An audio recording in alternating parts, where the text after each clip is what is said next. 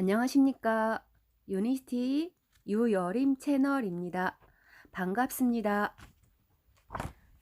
오늘 가지고 온 책은 세계 최고의 의사, 당신 몸 안에 있다 라는 제목의 책입니다. 자우페이 챔 박사님 지은이, 정가진 박사 옹기니입니다. 오늘 그 책 아는 내용 중에 다룰 주제는 새로운 세대의 살인자, 치명적인 바이러스라는 제목을 가지고 함께 생각해 보는 시간 갖겠습니다. 시작하겠습니다. 1980년대 초, 낸시 잭슨은 늘 우주복을 입고 근무했습니다.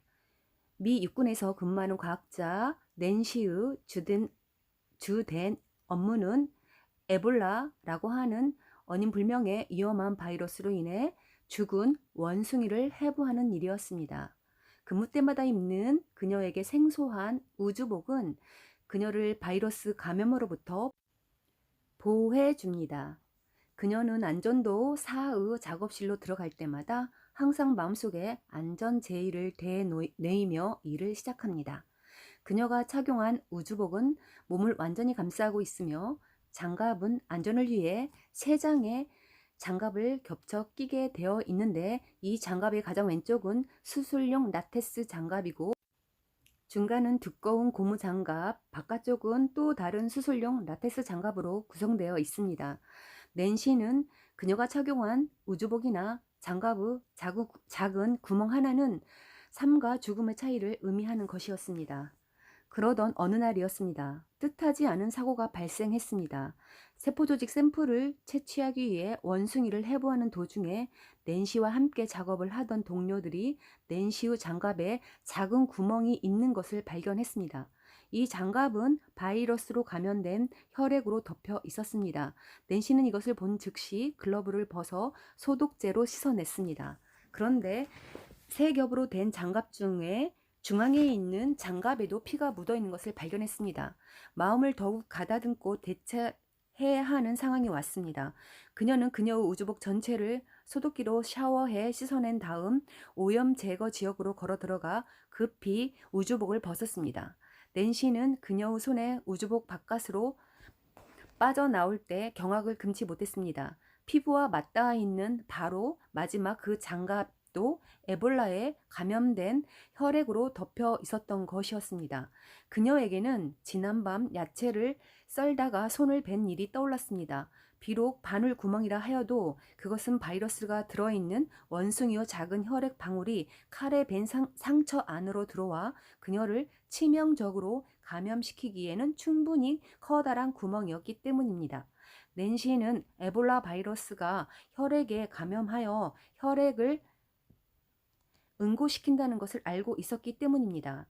감염 후 진행 과정에 있어서 첫 번째 단계, 피부는 멍든 것처럼 변하고 흐늘해져 쉽게 찢어집니다.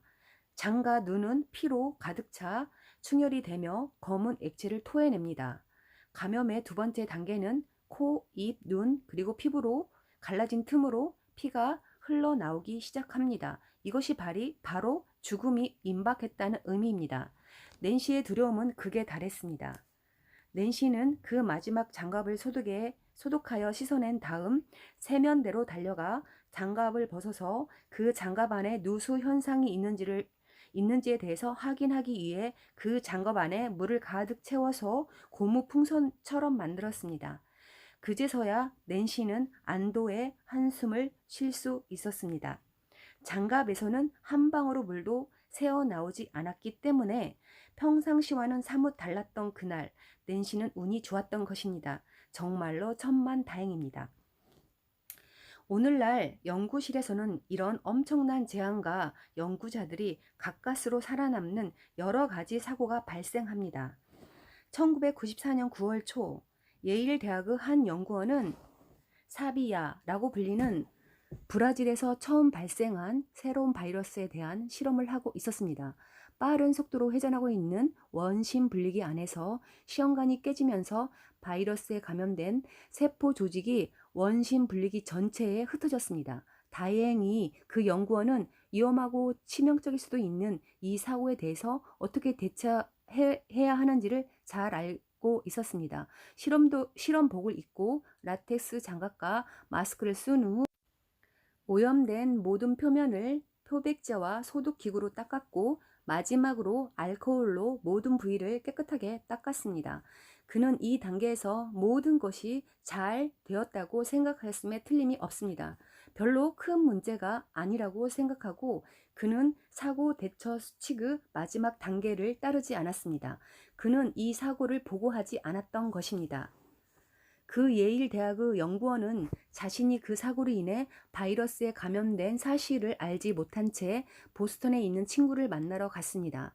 그는 집에 돌아오자마자 곧 아프기 시작하여 열이 거의 섭씨 40도까지 올랐습니다.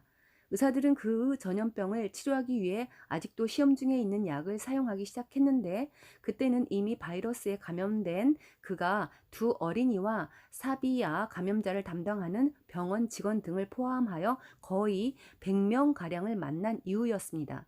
다행히 그는 병에서 회복되었고 그가 만났던 사람들에게도 그 어떤 증상이 나타나지 않았습니다. 바이러스를 연구, 실험하는 중에 발생하는 모든 바이러스 유출 사건들이 언제든지 이렇게 다행스러운 결말을 맺는 것만은 아닙니다. 바이러스를 제대로 다루기가 상당히 힘든 나라에서는 사비아나 에볼라 같은 바이러스가 한번 발생하면 감염 속도는 대단히 빨라 아주 높은 치사율을 나타내는 결과를 초래합니다.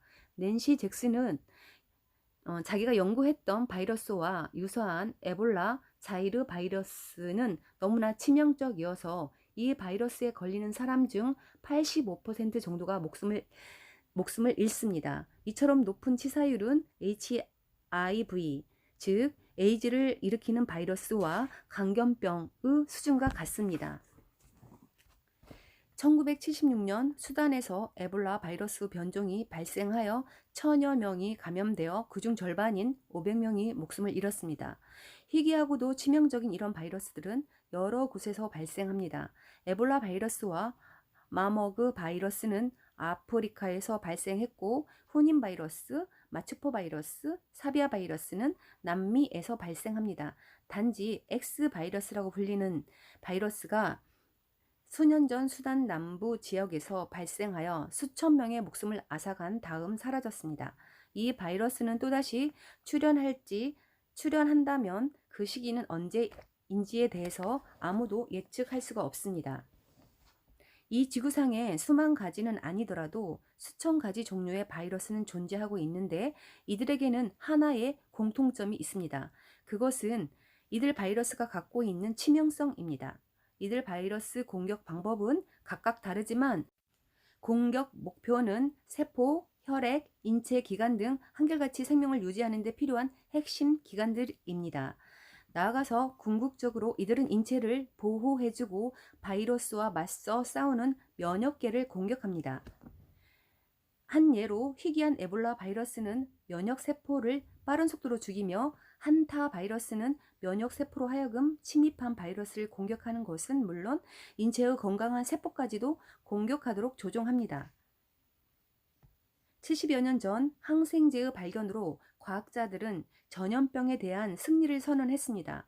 그러나 생존을 이어받는 모든 생명체들이 그러하듯이 세균도 살아남기 위해서 다른 형태로 싸우는 방법들을 배웠습니다. 그들은 현대의학의 항생제도 손을 쓸 수 없도록 변이를 일으키게 되었습니다. 그리하여 역설적으로 바이러스를 퇴치하기 위한 인위적인 시도는 바이러스로 하여금 우리들이 어떻게 하면 바이러스를 막아낼 수 있을까에 대한 이해와 방어 능력을 뛰어넘어 번창하게 해주고 있습니다. 오늘날의 많은 질병에서 벗어날 수 있는 가장 유일한 진짜 정답은 면역계의 활성화를 통한 자연 치유입니다. 그러나 현대인들의 면역계는 이러한 여러 질병을 물리칠 수 있는 상태를 갖추고 있지 못합니다. 환경오염, 무분별한 항생제 남용, 방부제가 가득한 식품, 그리고 특히 영양결핍이 면역계를 여러 질병과 맞서 싸울 수 없는 무능력한 상태로 전락시켜 버렸다는 것입니다. 면역계의 집중적인 영양을 공급함으로써 우리는 앞으로 만날지도 모를 질병으로부터 우리의 몸을 최상의 상태로 보호할 수 있는 것입니다. 이상 오늘은 세계 최고의 의사, 당신 몸 안에 있습니다. 라는 책을 가지고 새로운 세대의 살인자, 치명적인 바이러스에 관한 내용을 다루었습니다. 다음에 또 뵙겠습니다. 들어주셔서 감사합니다.